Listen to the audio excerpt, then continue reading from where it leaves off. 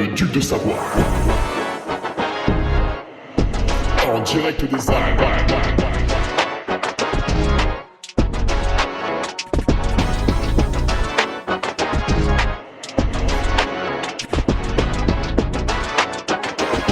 Le podcast de Hugo Ferrari. Et bonjour tout le monde, on se retrouve pour le podcast de Ferrari numéro 265. Faut-il se borner à borner pour performer? Voilà, magnifique jeu de mots de Thibaut Tarbouriège, puisque je rappelle que en ce mois de juin, eh bien, nous sommes dans le mois Tarbouriège. Jingle. Non, je plaisante, il n'y a pas de jingle. Ah, tu y as cru? Ah putain, je me suis renversé du café. Quel abruti, mais c'est pas possible, j'en ai partout. Ah putain, il y en a plein là. Ah, ça brûle en plus cette saloperie là. Bon, ça commence très très bien. Et vous vous dites, oh là là, un podcast le mardi, qu'est-ce qui se passe? Normalement c'est le mercredi. Bah ouais. J'ai décidé de vous surprendre. Est-ce que ça marche? Est-ce que vous êtes surpris? Est-ce que ça fait plaisir? Hein? Ce petit podcast en avance. Est-ce que c'est kiffant? En plus, podcast polémique. Podcast polémique. Faut-il borner à borner? Faut-il se borner à borner? Alors la question est pertinente puisque on voit un petit peu tout et n'importe quoi. Enfin, on voit surtout n'importe quoi dans la manière de s'entraîner des gens. Et on va regarder un peu comment tout le monde fait. Et puis bien sûr, on va prendre notre maître à tous, qui a quand même posé une semaine à 400 bornes, dernièrement. Le bien nommé casquette verte, le fou furieux. Voilà. Quelques news avec les nouveaux patriotes. Bien sûr, il y en a encore cette semaine. Sébastien Diffenbrom, quel honneur. Quel honneur d'accueillir notre nutritionniste dans le Patreon, parce qu'il n'était pas patriote jusque-là. Il a intervenu au moins 10 fois, mais il n'était pas patriote. Hein. Et ben voilà, maintenant... le boss du game, de la nutrition, celui qui vous met face à vous-même, qui vous fait prendre conscience que vous mentiez à vos proches. Non, vous mangiez mal, vous mangiez comme des gros cochons. Lui, il prend la loupe, il regarde, il fait « Ah, mais qu'est-ce que c'est que ça, là, dans ton assiette ? Mais j'ai bien l'impression que c'est de la merde !» Et toi, t'es là « Ouais, non, mais c'est parce que... Hop. Voilà, Sébastien Diffenbrom, il est patriote maintenant. Bienvenue Seb, tu vas pouvoir écouter tes propres interviews et tes propres articles. J'espère que ça te fait plaisir. Allez, chez les nouveaux, Alexandre Rivaud également, Valentin Renaud, Jérémy Bossuet. Je sais pas s'il est de la famille de Kevin. Kevin Bossuet sur CNews, l'espèce d'imbécile qui nous parle d'histoire avec ses lunettes et son gros ventre. Qui est très très très excité. Hein. Je sais pas quelle drogue il prend, mais j'en veux. Hein. Visiblement, ça marche bien. Hein. Julien Dora. Donc là, je ferai aucun lien avec Dora l'exploratrice. Ce serait vraiment très très stupide de ma part. Cyril Grosso et Vincent Cassou. Voilà pour les nouveaux patriotes cette semaine. Écoutez, messieurs, bienvenue. Bienvenue. À peine patriote. Et déjà, je vous mets sous le pif une revue de presse de 11 pages qui parle des championnats du monde. Et quel est l'invité en audio ce lundi? Quel est l'invité? Hein? J'ai pris qui? J'ai pris un finisher qui était tout content de passer les barrières horaires? Bah non. L'invité qui nous livre sa réaction après sa course, ce lundi, c'était Benjamin Robiol, le champion du monde de trail, le seul à avoir mis moins de 10 heures sur le parcours d'Innsbruck. Voilà, celui qui a mis une dizaine de minutes à ses poursuivants. Autant vous dire, une gifle, une fessée, une branlée, il était là. Sur le Patreon lundi soir pour nous expliquer à quel point c'était facile de devenir champion du monde. C'est vrai, quand on l'écoute, on n'a pas l'impression que c'était très très dur. Mais il est comme ça, Benjamin, il est très simple. Alors, d'un point de vue speaker, qu'est-ce qu'on fait cette semaine? Alors cette semaine, on va retourner travailler un petit peu quand même. Mais je suis tranquille, puisque je suis sur le live à Samoin. Donc je vais faire comme Fred Bousseau lors du live des championnats du monde. Je vais vous parler des petites fleurs, des petites feuilles, du niveaumétrie. Voilà, s'il y a un nuage dans le ciel, on manquera pas de le commenter, bien sûr, évidemment. Surtout s'il a une forme de bite, alors on fera des blagues super drôles. Non, le live de Samoin avec des courses qui s'annoncent exceptionnelles, des parcours de boucher. 127 km, 9000 mètres. En fait, quand vous pensiez que la TDS c'était dur, Samoin, ils sont arrivés, ils ont fait, ouais, nous on a le même nombre, on a le même dénivelé. Donc là, tu fais, ah ouais, vous avez le même dénivelé que la TDS. Ouais, on a le même dénivelé que la TDS. D'accord, et vous avez les mêmes kilomètres Ah non, nous on n'est pas des tafioles, nous on a 20 bornes de moins, donc c'est vachement plus pendu. Et là tu fais, ah oui, d'accord. Ah oui, mais en fait, boucherie-charcuterie là. Voilà, donc des paysages qui vont couper le souffle. Pas que, hein, puisque descendre la pointe d'Angolo, on aura peut-être des morts en direct, voilà, tellement c'est dangereux, puisqu'on descend sur un pré à côté d'une falaise, à part les 10 premiers, le reste ils le feront de nuit. Donc voilà, hein, si vous allez trop à gauche, ciao, réduction drastique de votre bilan carbone, les gars, hop, on passe de 8 tonnes à 0 en un clin d'œil, c'est exceptionnel, voilà, c'est l'écologie qu'on aime. Du côté de Samoin. Du coup, si vous voulez commander de la bière de récup, de la Run Hard, parce qu'il fait beau, parce qu'il fait chaud, parce que vous avez soif, et parce qu'après le sport, quand même, hein, ça passe bien, cette petite bière sans alcool, biologique, qui en plus est brassée à Vauglan, chez moi, voilà, à 700 mètres de chez moi. Est-ce qu'on peut faire plus local, en fait? Non, je ne pense pas. Et bien, si tu veux en commander, sache que je te la livre avec plaisir et gratuitement. Tu te rends compte un peu? T'allais payer 25 balles de frais de port, et là, je te les offre. Oh, qu'est-ce que c'est sympa, quand même.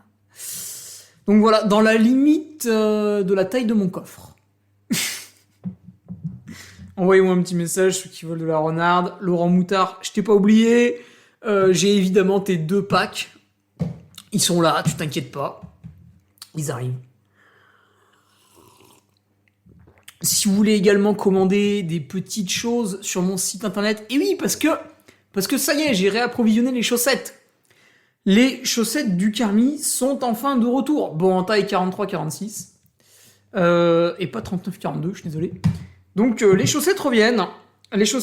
Du coup, bah, si vous voulez les commander et que je vous livre sans frais de port à Samoin, c'est également possible. Puis tout ce qui est bien sûr sur la boutique, la casquette en plastique recyclé, les t-shirts, les bonnets made in Europe. Voilà, n'hésitez pas, comme ça je vous amène ça avec plaisir. Du côté de Samoin, puisque j'y suis à 17h je pense. Et puis le live commence à 18h30, donc tranquillou, sur la place du gros tilleul, et non pas du gros Robert, nous pourrons faire ces petits échanges de denrées. Voilà.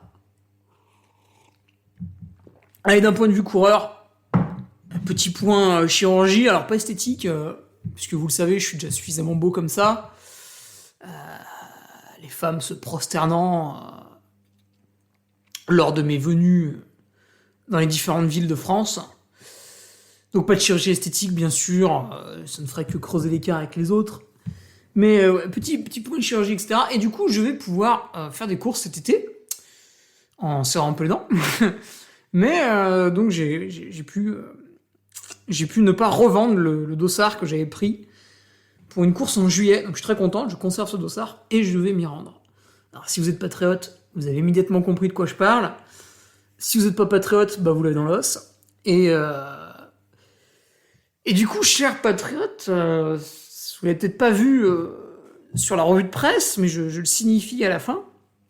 Ce vendredi là, Road to UTMB. Et ouais, les gars, ça y est, c'est parti là. Ça y est, on valide, on y va. Ouais. Puis si on se blesse, on se drogue, on s'en fout. Non, il y a plus le temps là. Non, il y a plus le temps.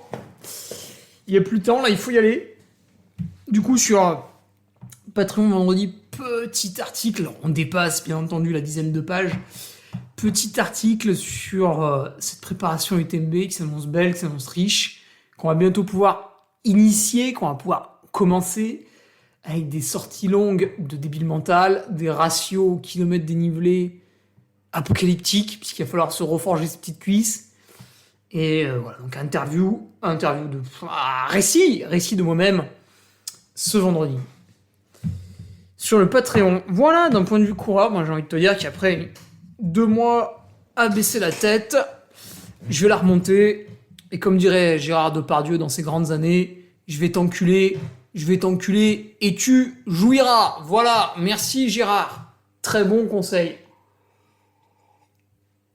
Voilà, c'est arrivé un peu comme un cheveu sur la soupe, hein, parce que tu es en voiture avec les enfants, je m'excuse. Voilà, c'est Gérard. C'est encore pire maintenant, hein, parce qu'il est devenu et gros et alcoolique. Alors, souvent les deux vont ensemble, mais du coup, c'est encore pire. Alors, est-ce qu'on n'irait pas répondre à la petite question de Thibaut Targourièche? Faut-il se borner à borner, du verbe borner, pour performer?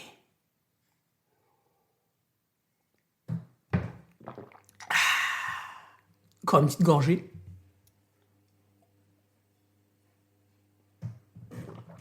Bon, ça y est, j'ai fini. Et ce podcast sera donc réalisé, comme celui du Raptor, sous pic de caféine. Voilà, même si le podcast du Raptor est quand même devenu vraiment nul à chier au cours des 10 dernières semaines. C'est pas grave, vu que je suis un abruti, je l'écoute quand même.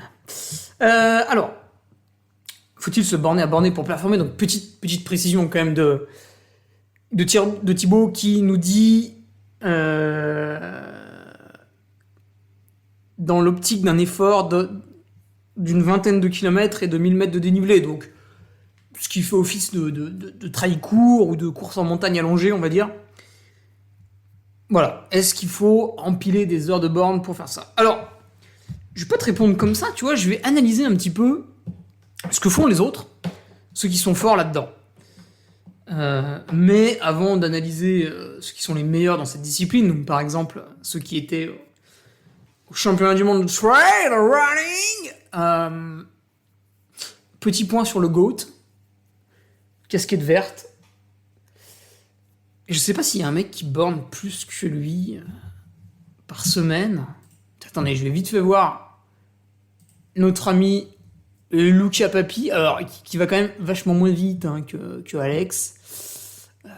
D'ailleurs, on n'est pas tout à fait sûr qu'il court vraiment, Luca Papi, alors que Alexandre Bouchex, je peux vous dire que quand il fait 20e à l'UTMB, il a fallu courir un petit peu. Alors, Luca Papi, sur les 4 dernières semaines... Ah oui, parce que j'ai pris les 4 dernières semaines. Oh, mais il met plus rien sur Strava. Ou alors, s'il met tout, il fait vraiment pas grand-chose. Ah, une semaine à 50 heures. Et ça, c'est quoi après? Ah, une semaine à 16 heures, voilà, mieux. Ouais, il court beaucoup moins que notre ami casquette verte. Il y passe du temps parce qu'il va tellement doucement. Donc, allez, c'est reparti. Pour notre ami casquette verte, sur les 4 dernières semaines, et je vais faire ça pour tout le monde, là, vous allez voir, il y en a 1, 2, 3, 4, 5 qui suivent. Notre ami casquette verte, sur les 4 dernières semaines, il a fait 29 heures de sport. Chaque semaine, hein, pas la dernière semaine. Hein. Ça fait 120 heures par mois. 29 heures de sport par semaine, 245 km par semaine. Oui, c'est beaucoup. Et 7800 mètres de dénivelé positif par semaine. Ça aussi, c'est beaucoup. Il bat absolument tout le monde en durée, en kilométrage et en dénivelé. À ma connaissance, dans les coureurs qui sont dans les top 50 de chaque course, donc je ratisse large, hein, je ne vous parle pas des 3 premiers, je vous parle du top 50 de chaque course, personne ne fait plus d'heures, personne ne fait plus de kilomètres. Dénivelé, faudrait voir les moyennes, mais un Hugo Deck, ça y va quand même pas mal en dénivelé. Bref, le dénivelé, j'ai mis un doute. Mais le kilométrage et les heures, il met à l'amende absolument tout le monde. Maintenant, lui qui en fait plus que les autres, est-il le meilleur du monde? La réponse a été apportée vendredi dernier au championnat du monde. Quand je lis le nom et le prénom du vainqueur, je tombe sur Benjamin Roubiol et je ne tombe pas sur Alexandre Bouchex. Ce qui veut dire que malgré qu'il fasse plus d'entraînement que tout le monde, il est tout de même régulièrement battu par pas mal de gens. Donc là déjà, sans affection aucune pour quiconque, vous comprenez qu'il y a un problème, mathématiquement. Puisqu'on a quelqu'un qui a des statistiques meilleures qu'un autre, et à la fin, il perd quand même. Alors, évidemment, il y a de multiples raisons. Notamment, il y a aussi la raison de la naissance, mais j'aime pas trop qu'on se cache derrière celle-là. Soi-disant, certains seraient nés avec un bagage génétique exceptionnel. Ça, souvent, c'est l'argument du guignol. Le dimanche, tu sais, le mec qui a 35 ans, il a jamais fait de sport toute sa vie. Au collège, c'était une victime. Personne ne le voulait dans son équipe de hand, tellement il savait ni courir, ni se servir de ses mains. Voilà, donc à part être obligé 35 minutes par semaine à l'école à faire un petit peu de sport, il en a jamais fait. Et lui, il te dit, ouais, mais moi, en fait, c'est la génétique. Non, c'est pas la génétique. Ça fait 35 ans que t'en branles pas une. Ça n'a rien à voir avec la génétique. Ça se trouve, en plus, t'as une bonne génétique. Mais vu que t'as jamais rien foutu de ta vie, ben, du coup, ouais, c'est sûr, t'as niqué tout ton potentiel. Grâce à ta flemme, ta mauvaise volonté et ta couardise. Donc voilà, l'argument de la naissance, je te le balaye vite fait, tu vois là, hop hop hop. T'as été feignant quand t'as été enfant, ado, jeune adulte, bon bah tais-toi alors. Tu me parles pas de l'argument de la naissance, tu es gentil, sinon tu vas prendre une baffe. Donc voilà, ça c'était, j'aimais bien citer notre exemple de casquette verte, parce que c'est tellement hors norme, que voilà, ça fait du bien quand même d'avoir quelques petits chiffres sous le pif. Revenons un peu aux gens normaux. On va partir avec un mec qui s'est un petit peu raté au championnat du monde, pourtant c'était plutôt le favori de l'équipe de France, je pense. C'est Thomas Cardin. Enfin, ouais non, c'était pas vraiment le favori de l'équipe de France, remarque. Thomas Cardin. Thomas, quand je regarde ses 4 dernières semaines, il a fait en moyenne, chaque semaine, 7h30 de course à pied. 7h30 de course à pied. 70 km, 4000 mètres de dénivelé. Ça, c'est la moyenne de Thomas Cardin. Donc, Thomas Cardin, il est membre de l'équipe de France de trail. Il est champion de France de course en montagne, champion de France de trail court. Je sais plus s'il a été champion de France de trail long. Il fait 16e des mondiaux. Voilà. On peut dire que c'est plutôt un bon sportif. Ah, je bois un peu d'eau maintenant, excusez-moi. Il fait une chaleur avec ce changement climatique. Mais bon, c'est pas grave. Plus le changement climatique accélère, plus il va y avoir des morts très très tôt. Et du coup, réduction de la population humaine. Et réduction du bilan carbone de tout le monde. Et retour à la case départ. Donc ne soyez pas tristes. Donc ouais, Thomas Cardin, sa plus grosse semaine c'était 15 heures. Régulièrement il est à 10-12. Je répète, 7h30 de course à pied en moyenne par semaine. Champion de France. Quand quelqu'un est champion de France en faisant 8 heures de course à pied par semaine, pourquoi vous avez besoin de faire 16 heures de course à pied pour finir au milieu du peloton? Expliquez-moi ce phénomène. C'est quoi? Vous vous entraînez à être mauvais en fait? Il vous faut un nombre d'heures indéfini pour être sûr de rester à votre niveau, quoi, pour pas progresser? Vous vous entraînez à rester à votre niveau en fait. Allez, je prends un autre exemple. Membre lui aussi de l'équipe de France de trail court, 9e des derniers mondiaux, Frédéric Tranchant. Moyenne sur les 4 dernières semaines, 5h50 de course à pied, 52 km et 3400 mètres de dénivelé positif. Alors par contre, Fred, quand il sort courir, il fait rarement du plat. On a donc quelqu'un qui réalise un top 10 sur une compétition mondiale en s'entraînant moins de 6 heures par semaine à pied. en moyenne. Je vous laisse digérer un peu l'information. Parce que vous faites plus et vous êtes moins bon. Donc je vous laisse digérer cette information qui est la suivante, je le répète. Frédéric Tranchant fait un top 10 au championnat du monde en s'entraînant moins de 6 heures par semaine. Voilà. Et oui. Ça fait réfléchir, hein. On continue ? Allez, on continue. Quentin Melleux, cher patriote, vous l'avez eu en interview il y a pas longtemps, sur la revue de presse, quand il est devenu vice-champion de France de course en montagne. Oui, parce que nous, on n'interviewe pas les paysans sur Patreon, on interviewe que les mecs qui pèsent dans le game. Donc voilà, Quentin, il fait vice-champion de France de course en montagne. Boum, le lendemain, il est là à mon micro, il me raconte un peu la course. Vice-champion de France derrière Manu Messa. Alors, Quentin Melleux, petite similitude avec Fred Tranchant, regardez, il s'entraîne 5 heures par semaine à pied, en moyenne. 5 heures. 50 km. Bon, 51 si vous voulez être précis. Et lui, il fait un peu moins de dénivelé, il fait 2100 mètres en gros par semaine. Sa plus grosse semaine sur toute l'année qui s'est écoulée, sa plus grosse semaine, c'est 12 heures. Encore une fois, je vous laisse un petit peu de temps pour digérer cette information. Ok ? Allez, on continue. On reprend encore un membre de l'équipe de France. On va prendre Manu Messa. Putain, il s'entraîne 3 heures par semaine. Bon, lui, c'est scandaleux.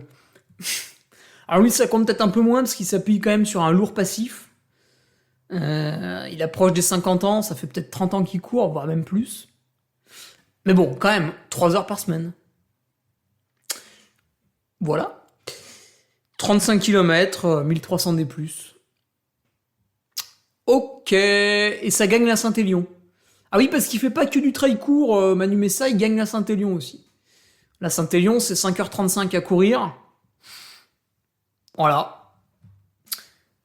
Il fait un petit peu de vélo, par contre, Manu Messa, donc des fois, il fait des semaines à 12 heures. C'est pas tout le temps.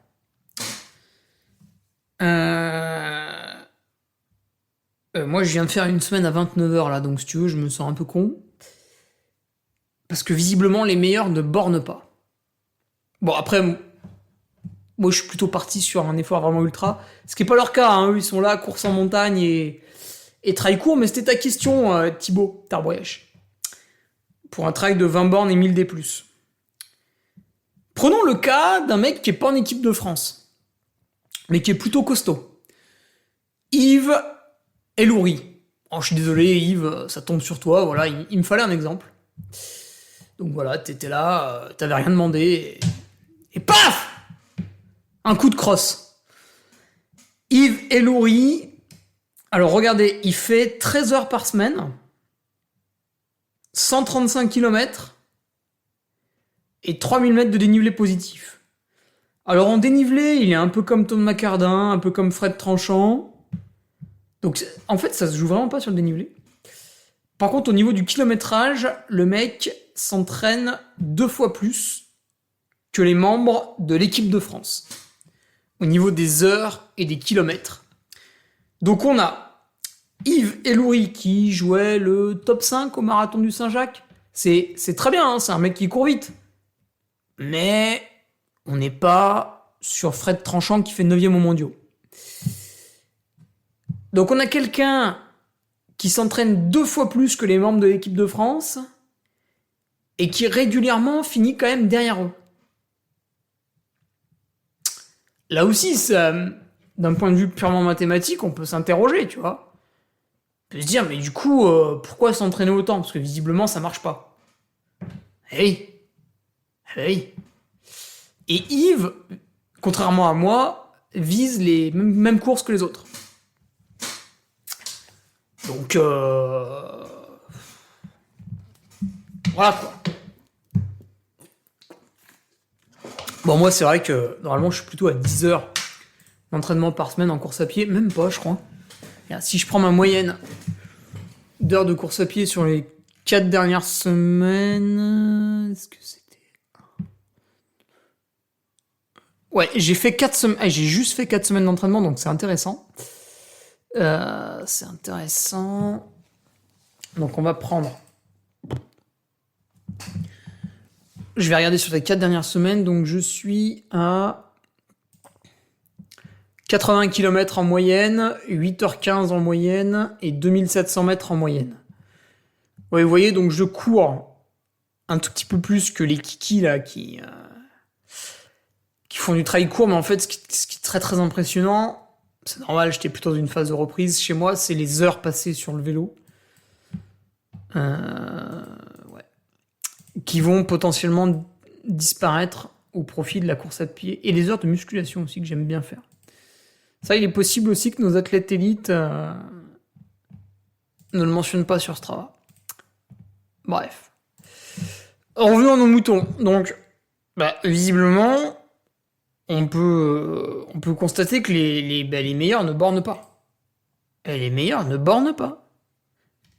Celui qui borne le plus, c'est Thomas Cardin, il fait même pas 8 heures par semaine. Alors, je sais pas, vous voulez que je prenne Barognan, vite fait là. On va sur le Strava de Thibaut. Thibaut, il borne un peu plus. À mon avis, on dépasse pas les 10 heures. Hein. Et là, on parle d'un mec qui fait 4ème aux mondiaux, qui était à la lutte. Qui c'est que ça? Uber, qu'est-ce qu'il a mis comme nom sur Strava? C'est pas possible. Thibaut, 8h18 par semaine à pied, 65 km par semaine à pied et 4700 mètres. Ah, par contre, Thibaut, il aime le D+. Voilà. Tout est dit. Donc les meilleurs ne bornent pas. Pour des efforts de trail court. Donc voilà. J'ai répondu à ta question.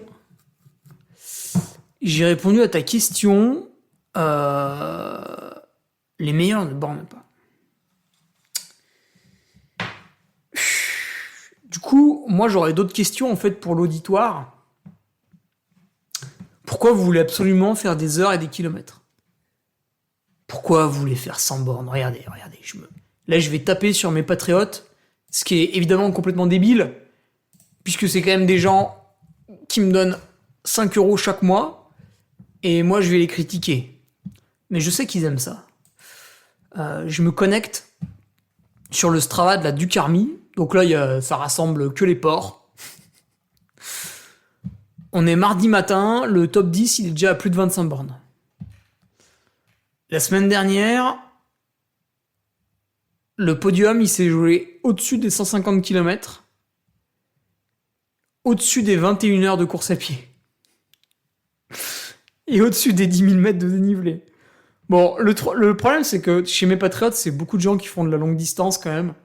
Et là, t'as tous les mecs qui font leur bloc d'entraînement pour les ultras de l'été. Donc c'est vrai que c'est peut-être un peu biaisé. Mais c'est vrai que beaucoup de patriotes, putain les gars, vous bornez beaucoup trop.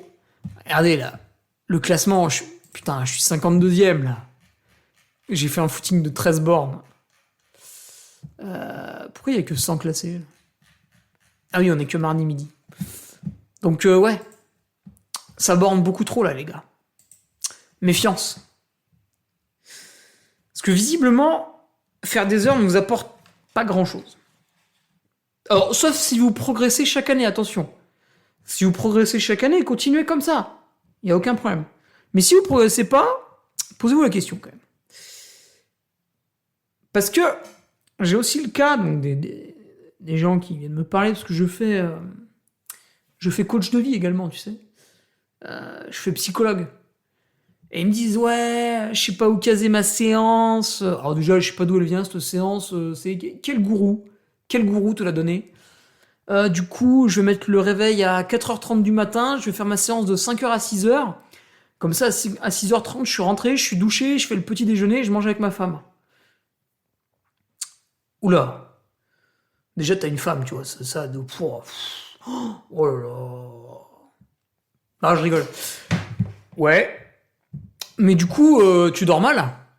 Ah non mais je m'en fous, j'ai pas le temps. Blablabla. Et 2 mois après, je suis blessé, j'ai mal aux pieds, je comprends pas. Bah tu comprends pas parce que tu dors mal. Tu dors mal, ton corps il récupère mal. Voilà. Toi en plus tu t'entraînes, tu creuses le trou et boum. Du coup, pourquoi vouloir à tout prix caser une séance d'entraînement? En fait, ce qu'il faut bien comprendre, c'est que pour devenir bon, il faut faire un entraînement qui va vous fatiguer. L'entraînement vous fatigue, vous récupérez de cette fatigue, et une fois que vous avez bien récupéré de cette fatigue, normalement, votre niveau est un tout petit peu plus haut que votre niveau de base, d'accord? Bon, ça, c'est la théorie des années 1970, mais néanmoins, ça marche toujours. Alors, si vous faites un entraînement, donc vous creusez la courbe de la forme, là, elle descend, et au lieu de laisser la courbe de votre forme remonter, bah, vous remettez un entraînement, donc vous descendez encore plus bas, vous dormez mal, du coup, votre courbe, elle n'arrive pas à remonter, vous mangez mal, du coup, votre courbe, elle n'arrive pas à remonter, etc. Du coup, finalement, vous n'assimilez jamais l'entraînement. Et en fait, il faudrait arriver à trouver un moyen de parler d'heures d'entraînement assimilées et non pas d'heures d'entraînement. Parce que finalement, tu prends 2 mecs qui font tous les deux 10 heures de sport par semaine. Au-delà des exercices différents, il y en a qui vont faire de la force, du fractionné, à plat, en montagne, etc. Je m'en fous. On parle juste de 10 heures d'entraînement. Admettons même un entraînement similaire. Je fais un plan d'entraînement de 10 heures, je donne à 2 personnes, je leur dis faites ça. Il y en a un, on va exagérer, il est professionnel, donc il fait ses 10 heures d'entraînement, il a le temps de se lever hyper tard, en dormant bien, de faire un petit déjeuner, de digérer, d'aller courir, de rentrer, de prendre une douche, de faire des bottes de récupération, de prendre son repas du midi, de faire la sieste en début d'après-midi, de se faire masser en fin de journée, de s'étirer le soir, de se coucher à 21h30. Et puis l'autre, il fait aussi les 10 heures, sauf que sa séance, elle est casée le midi, à la pause, au boulot. Après, il mange un truc vite fait sur le pouce. Le soir, il rentre. Il y a la femme, les enfants, les gamins, tout ça, machin bidule. Donc en fait, certes, il a fait 1 heure de course à pied, mais à aucun moment, il l'a vraiment assimilé. D'accord ? Donc ça, c'est un problème. Parce que du coup, vous avez quelqu'un qui a fait le même nombre d'heures et qui les a toutes très bien assimilées, et vous avez l'autre personne qui a fait 10 ans d'entraînement et qu'on a assimilé que 5. Bah peut-être que pour celle qui en a assimilé que 5 au lieu de 10, il serait pertinent de se dire, bah au lieu de m'entraîner 10 heures par semaine, je vais m'entraîner 7 heures par semaine, et j'aurai plus de temps pour me relaxer, me reposer et digérer l'entraînement. Parce que si vous le faites jamais, vous allez dans le mur au niveau de la blessure d'usure, tendinopathie, fracture de fatigue. Vous allez dans le mur au niveau de la simple progression de votre état physique. Voilà, donc c'est un petit peu embêtant. C'est pas je prends mon emploi du temps, il y a une demi-heure de trou libre, je fais une demi-heure de sport. Non, c'est pas ça. La progression, c'est pas ça. Ça, c'est le sport loisir, le sport récréatif. J'ai besoin de me vider la tête, j'ai 1 heure, je vais courir. Mais ce n'est pas du sport dans un but de performance. Ce qui peut s'entendre, on n'est pas tous obligés de faire des performances. Voilà. Voilà ma réponse, quoi. Donc en fait, après on peut aussi discuter des heures d'entraînement, finalement. Quelqu'un qui fait 8 heures de sport, 60 km, mais qui ne varie jamais d'allure. Tiens, bah comme casquette verte. Est-ce que ces heures de sport, elles vont être autant difficiles que la personne qui fait autant d'heures, mais qui va faire une VMA, une séance de côte, une séance de seuil, par rapport à quelqu'un qui fait que des footings? Bah non. Celui qui fait que des footings, ça va être beaucoup plus facile, en fait. Et là, on parle de charge d'entraînement. C'est-à-dire que 1 heure n'est pas égale à 1 heure suivant ce que vous faites. Et la charge, on peut la faire varier. On peut augmenter les heures passées à courir. On peut augmenter son kilométrage en courant plus vite ou en faisant des gros fractionnés. On peut augmenter son dénivelé en courant uniquement dans les pentes. On peut augmenter l'intensité, j'ai un peu dit. Et du coup, il est possible que vous gardiez les mêmes kilomètres de semaine après semaine, mais pas la même charge. Vous voyez ? Pour ça, c'est intéressant de regarder ça aussi. En fait, c'est intéressant de tout regarder. Là, quand je suis en train de te dire ça, il faut pas se dire « Ah je regarde plus le nombre de kilomètres que je fais par semaine. » Ouais, mais sauf qu'un coup, tu vas faire une semaine de repos à 20 bornes, et un coup, tu vas faire une semaine de charge à 70. Et là, il est possible que ton TFL, il te demande bien poliment d'aller te faire enculer. Tiens, je recite Gérard Depardieu, tu vois. Donc voilà, il faut faire gaffe à ça. Et moi, je suis arrivé à ce constat. Je reviens de ma blessure de la rotule en 2018. Je suis relativement oisif, puisqu'à l'époque, je n'étais que speaker, entre guillemets, donc j'avais énormément de temps libre. J'habitais dans un studio en montagne, tout seul, donc j'avais vraiment rien à faire de mes journées. Et du coup, je faisais plus de 1000 heures d'entraînement par an. En 2019, bien que je rencontre ma compagne, et que je commence à m'intéresser à l'immobilier, que je bosse un peu dans la rénovation, tout ça, je fais quand même 1000 heures d'entraînement. 2020, année Covid, donc récréation, je fais 1000 heures d'entraînement. Du coup, il y a eu un constat après l'année 2020, c'est tiens, je m'entraîne 1000 heures par an, aucun autre athlète de haut niveau fait ça, Aurélien Dunant-Palaz, il doit être à 750, Nico Martin, il est peut-être max à 800. Je me dis, c'est marrant, tous ceux avec qui j'ai envie de me battre, ou du moins ne pas finir trop loin, s'entraînent 20% moins que moi. Donc là, j'ai réfléchi, je me suis dit, tiens, qu'est-ce qu'on fait ? On continue ? Ça fait 3 ans que j'en fais plus que tout le monde, et je n'arrive pas à les battre. Donc comme je suis quelqu'un d'intelligent, il m'a fallu 3 ans quand même, je me suis dit, non, moi aussi, je vais passer à 800 heures d'entraînement par an. Et du coup, ça va pas mal. Qu'est-ce qui s'est passé ? J'ai amélioré mes performances à l'UTMB en 2021, et je les ai encore améliorées en 2022, et j'envisage de les améliorer en 2023. Voilà, c'est très simple. En plus, la course à pied, je pense que par rapport au vélo, c'est un sport vraiment bâtard. Dans le sens où c'est très traumatisant. Ce qui fait qu'en fait, on a besoin de beaucoup plus de temps de repos par rapport à nos heures de sport pour se remettre de tous ces chocs, qu'ils soient musculaires ou articulaires. Donc en fait, en tant que coureur de haut niveau, on ne peut pas tendre vers le toujours plus et le surplus d'heures. Parce que plus on augmente les heures, plus le danger arrive de manière exponentielle. Parce que qu'est-ce qui se passe ? À chaque fois que vous augmentez vos heures d'entraînement, vous vous automassez moins, vous vous étirez moins, vous êtes un peu plus borderline sur le sommeil, vous avez envie de bouffer tout ce qui vous passe par la main. Si, je sais, je vous vois faire. Donc, dès qu'on augmente nos heures d'entraînement, ça devient très dangereux. C'est pour ça qu'il faut le faire épisodiquement, pour des blocs de travail, ça c'est admis en ultra, mais en trail court, je suis pas persuadé. Donc voilà, pensez bien, pour conclure ce podcast, en fait, je pars m'entraîner. Et en plus, vous qui avez une vie extrêmement remplie, quand vous dédiez 1 heure au sport, vous ne la dédiez pas à votre travail, qui vous plaît sans doute, vous ne la dédiez pas à votre famille, qui vous plaît sans doute, vous êtes accaparé cette heure de sport de manière égoïste, voilà, c'est mon moment, c'est à moi, fermez tous votre gueule, laissez-moi tranquille. Et donc, il est dommage de ne pas faire fructifier cette heure d'entraînement. Il est dommage de la gâcher en l'incluant un petit peu n'importe comment, un petit peu n'importe où. Il faut que vous vénériez cette heure d'entraînement. Vous vous dites, mais comment je peux faire pour que cette heure d'entraînement me soit le plus bénéfique possible ? Je vais pas m'entraîner pour dire je me suis entraîné. Ça, on s'en fout.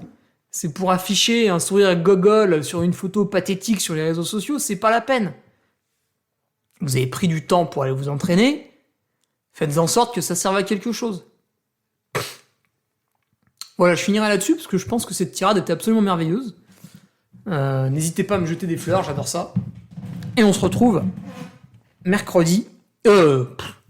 vendredi pour mes chers patriotes. UTMB, le plan de bataille, il est là, il est en PDF, bien sûr, et je vous le délivre ce vendredi. Et puis pour les autres, rendez-vous mercredi prochain pour la 3e question de Thibaut Tarboyèche, puisque, je le rappelle, ce mois de juin est le mois Tarboyèche. Allez, salut, bonne semaine, et on se voit à Samoin pour ceux qui kiffent le D+.